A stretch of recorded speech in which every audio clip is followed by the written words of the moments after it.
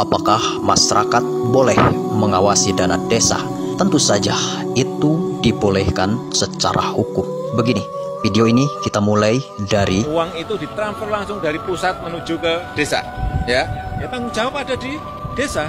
Dan juga masyarakat harus tanggung jawab, ikut mengawasi, ikut mengontrol uang itu jadi barang apa. Nggak mungkin pemerintah pusat, pemerintah provinsi, pemerintah daerah mengikuti segitu banyaknya desa.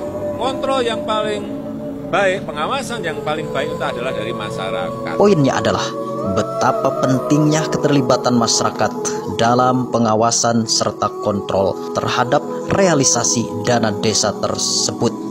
Terlebih angkanya yang begitu besar yang diterima setiap desa. Banyak sekali kades-kades yang ditangkap, dipenjarakan. Meskipun presentasinya lebih kecil dibanding dengan jumlah kepala desa yang begitu banyak, 74.000 desa. Namun saya merasa baik pemerintah pusat maupun pemerintah provinsi, pemerintah daerah telah gagal dalam penegakan hukum di desa.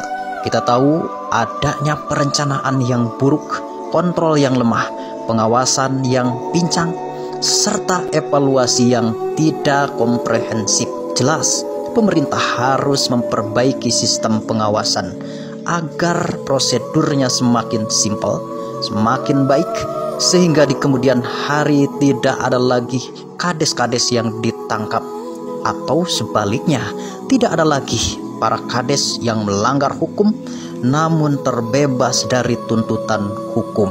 Sekarang apa yang bisa dilakukan masyarakat? Pertama, kita lihat Undang-Undang Nomor 14 Tahun 2008 tentang keterbukaan informasi publik sebagai dasar hukum keterlibatan masyarakat.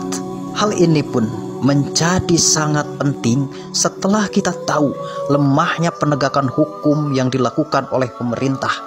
Kemudian masyarakat seluruh Indonesia harus tahu bahwa dana desa itu harus digunakan secara transparan, akuntabel, partisipatif, dan berkeadilan. Pemerintah desa harus menyusun rencana pembangunan desa. Apa-apa saja yang akan dijalankan, sumber dananya dari mana, serta anggarannya berapa. Pemerintah desa pun harus mengumumkan secara transparan, harus dipublikasi agar seluruh masyarakat desa mengetahui rencana pembangunan desa tersebut.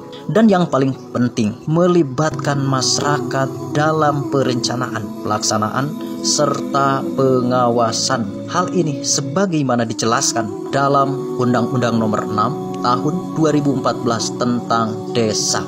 Demikian